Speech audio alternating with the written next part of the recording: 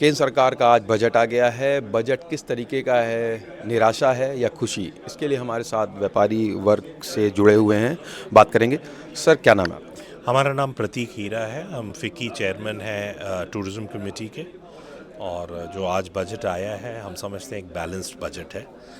सबसे पहला कारण ये है कि जो सबसे बड़ा स्टेप उठाया है सरकार ने, वो 12 लाख रुपए का जो एग्जेम्पशन दिया है, उसी के साथ उन्होंने एक स्पेंडिंग पावर दे दी है एक मिडिल क्लास को, जो कि इन एनी केस एक ग्रेट इंडियन मिडिल क्लास कहलाता है। सारी इकॉनमी को ड्राइव करता है मिडिल क्लास भारतवर्ष का। तो वो आने से, स्पेंडिंग पावर आने से कहीं ना कहीं उसका कैस्केडिंग इफेक्ट जो है वो इकॉनमी पे होता है, और वो उतना खर्चे के लिए उसके पास आज के कैपेसिटी है भारतवर्ष में करने के लिए। टूरिज़्म अगर हम बात करें, अपने क्षेत्र की बात करें, तो उसमें भी बहुत अच्छे उन्होंने स्कीम्स अनाउंस करे हैं, जो कि एक एक्सटेंडेड वीज़ा एग्जेम्पशंस के लिए कुछ कंट्री के लिए उन्होंने अनाउंसमेंट दिया है।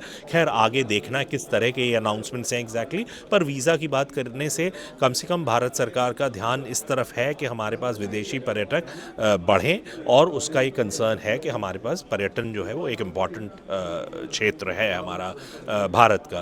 ग्रीनफील्ड एयरपोर्ट जो उन्होंने पटना के लिए अनाउंस करा है, कुछ लोग कह सकते हैं कि ये क्योंकि चुनाव आ रहे हैं, पर अल्टीमेटली इसका एक इंफ्रास्ट्रक्चर के कॉन्टेक्स्ट में फ़ायदा हो रहा है, मेजर फ़ायदा हो रहा है। और बिहार क्यों अपेक्षित रहे? वो अगर बिहार को कोई इस तरह की चीज़ मिल रही है, बुद्धिस्ट ट्रैवल पे उन्होंने ध्यान दिया है। बिहार और उत्तर प्रदेश एक बहुत ही मेजर हमारा अवेन्यू है बुद्धिस्ट ट्रैफिक के लिए, बुद्धिस्ट टूरिस्ट के लिए, जो हमारे अलग अलग बुद्धिस्ट कंट्रीज से आते हैं। उसमें एक बात करी गई है, मेडिकल टूरिज्म पे उन्होंने बात करी गई है स्पेसिफिकली। उसी के साथ साइमल्टेनियसली उन्होंने कैंसर ड्रग्स पे बात करी है। तो मेडिकल टूरिज्म का एक हब इंडिया, शुरू से बात चल रही थी कि बन सकता है, और बहुत सारे कंट्रीज़ के लिए मेडिकल टूरिज्म के लिए एक बहुत ही अट्रैक्टिव डेस्टिनेशन है।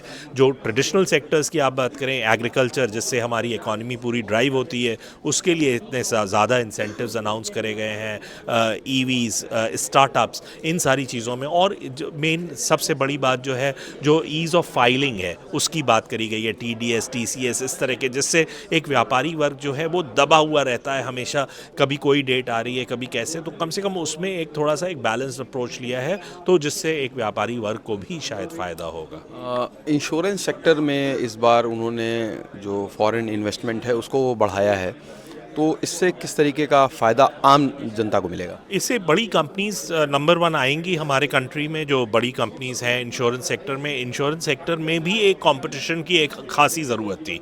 तो अभी भी आप देखें, जैसे ही प्राइवेट सेक्टर का इंश्योरेंस सेक्टर में एंट्री हुई इंडिया में, उसी के साथ जो है एक मोनोपोलिस्टिक एटीट्यूड जो है वो ख़त्म हो गया। चाहे वो हमारे अलग अलग तरह के इंश्योरेंसेस हों, इंश्योरेंसेस के जो बेनिफिट्स हैं वो हमें हिंदुस्तान में पूरी तरीके से नहीं मिल पाते हैं जिस तरह से हमें फॉरेन कंट्री। तो वो जो पॉलिसीज़ इस तरह की जो इंटरनेशनल कंपनीज लेकर आएंगी यहाँ पर, उसमें जो हमारा आउटफ्लो है उसमें भी, क्योंकि कंपटीशन की वजह से उसमें भी हमें बेनिफिट मिलेगा, और जो इंश्योरर है उसको और भी ज़्यादा बेनिफिट मिलेंगे दैन सिर्फ जो स्पेसिफिक बेनिफिट्स इंडियन कंपनीज देती थी। तो कंपटीशन एक बहुत ज़रूरी है, और इसमें बहुत ज़्यादा ज़रूरत की।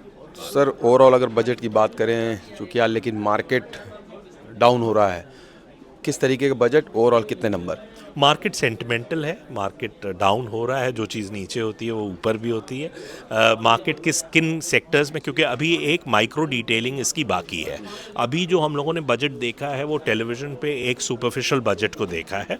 इसकी माइक्रो डिटेलिंग शाम तक जब एनालिसिस होगा, एक एक सेक्टर को एनालाइज करा जाएगा, एक एक चीज़ को एनालाइज करा जाएगा, उस पर बहुत डिपेंड करेगा। और मार्केट की क्या अपेक्षा थी वो भी हमें देखना पड़ेगा। आज शाम तक ये सारी चीज़ें क्लियर होंगी कि किस वजह से मार्केट का वो है। पर अगर आप फार्मास्यूटिकल देखें, एग्रीकल्चर देखें, एविएशन सेक्टर देखें, स्टार्टअप माहौल को देखें, स्किल डेवलपमेंट की बहुत बात करी गई है। चाहे वो हॉस्पिटैलिटी सेक्टर हो, किसी भी मुद्रा लोन जो हमारे दिए जा रहे हैं होम स्टे ओनर्स को, उसकी बात करी गई है खासी। तो वो सारे अगर आप एस्पेक्ट्स देखें तो हम समझते हैं एक बैलेंस सा बजट है।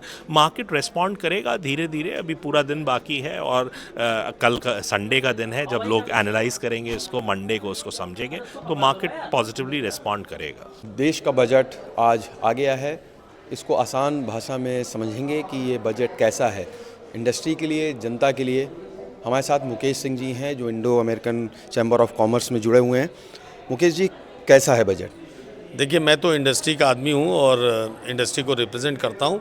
तो मैं तो अभी बजट जितना भी आया उसमें इंडस्ट्री पॉइंट ऑफ व्यू से देख रहा था कि एमएसएमई को या सेक्टर वाइज इंडस्ट्री को क्या मिला। तो किसी भी कंट्री की इकॉनमी की रीढ़ की हड्डी एमएसएमई होता है। एक प्रोविज़न क्रिएट किया गया है, जितना मैंने सरसरी निगाह से देखा, कि स्ट्रैटेजिक रिवीजन किया जाएगा एमएसएमई का, यानी वापस क्लासिफिकेशंस को चेंज किया जाएगा। तो उसमें स्टार्टअप से लेके स्मॉल बिजनेस हाउसेस को मदद मिलेगी। पूरा जो इकोसिस्टम है एमएसएमई का वो स्ट्रेंथन होगा। एमएसएमई स्ट्रेंथन होगा तो एम्प्लॉयमेंट क्रिएशन होगा, यानी ओवरऑल इकॉनमी जो है किसी भी स्टेट की, उस पर फ़र्क पड़ेगा। तो एक अच्छा बजट मैं देखता हूँ इंडस्ट्री के पॉइंट ऑफ। एग्रीकल्चर सेक्टर की बात करिए, मैंने देखा 100 एग्री डिस्ट्रिक्ट्स बनाए जाएंगे। उसके और डिटेल में क्या है एग्री डिस्ट्रिक्ट्स में एग्रीकल्चर को कैसे, भाई किसी भी स्टेट को या कंट्री को अगर मजबूत करना है इकोनॉमिकली तो आपको फार्मर्स पे ध्यान देना पड़ेगा। मुझे लगता है कि एग्री डिस्ट्रिक्ट्स बनाने के पीछे, उसके पीछे अभी डिटेल पढ़ा जाएगा, बट एग्रीकल्चर सेक्टर को तवज्जो मिला है। फिर आप आइए कि ब्रॉडबैंड कनेक्टिविटी जो प्राइमरी और सेकेंडरी एजुकेशन को, यानी यूथ को, नए बच्चों को, उनको आउटर वर्ल्ड से जोड़ने के लिए बड़ी सहायक होगी। उनके पास कितना भी हो, बच्चों को ये ब्रॉडबैंड कनेक्टिविटी का प्रोविजन किया गया। फिर लाइवलीहुड ग्रामीण अंचलों के लिए पेयजल योजना को एक्सटेंड कर दिया गया। आपने देखा होगा जल जीवन मिशन को, तो उससे hygienic water, safe water, drinking water में तो पूरा जो बजट अभी दिख रहा है, मुझे लगता है कि वो हर सेक्टर को उन्होंने कवर किया है। इनकम टैक्स स्लैब में आपने देखा ही ये बात हो रही है, 12 लाख तक गया। तो सबको उन्होंने कवर करने की कोशिश आई एम श्योर कि किया होगा। अभी पूरा बजट आना बाकी है, अभी बजट चल रहा है, पूरा पढ़ेंगे तो ज़्यादा अच्छा बता। लेकिन जो आम नागरिक की भाषा में देखा है तो सबसे ज़्यादा लोग इनकम टैक्स की बात अब कर रहे हैं बजट आने के बाद।